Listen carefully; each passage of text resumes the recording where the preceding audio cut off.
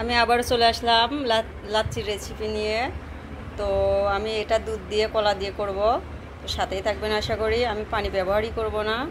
তো চলেন চলে যাই উপকরণে। আসসালামু আলাইকুম, আপনারা সবাই কেমন আছেন? আশা করি ভালো আছেন। আমিও আলহামদুলিল্লাহ ভালো আছি। তো আমি আজকে লাচ্ছি করব। তো আমি এখানে 2টা কলা নিয়েছি, আমি কলাগুলা ছিলে দিচ্ছি।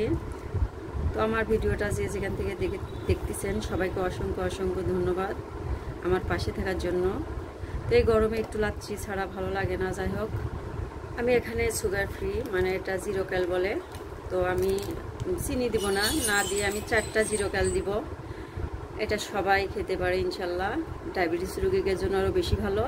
তো আমি 4টা 0 ক্যালই আমি পুরোটাই দিয়ে দিব ইনশাল্লাহ। তো আমি 4টাই দিয়ে দিচ্ছি।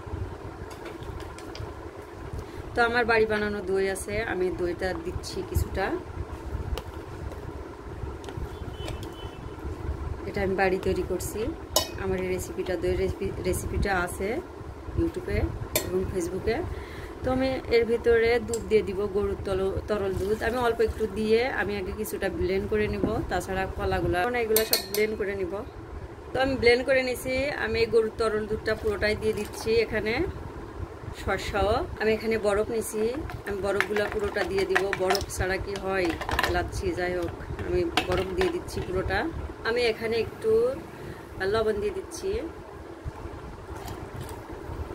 তো আমি আরও 1.5 গ্লাস দুধ দিয়েছি। আমি এখন আবার মানে ব্লেন্ড করে নিব। তো মাশাআল্লাহ দেখেন আমার লাচ্ছিটা রেডি। তো আমি এখন ঢেলে নিব।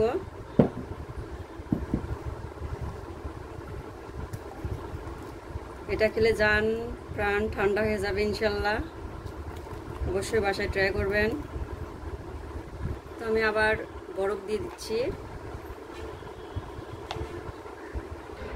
তো দেখেন আমি লাচ্ছিটা ঢেলে নিছি। এখন ইনশাল্লাহ খাওয়া দাওয়া করবো, খাবো। তো সবাই ভালো থাকবেন, সুস্থ থাকবেন। আসসালামু আলাইকুম।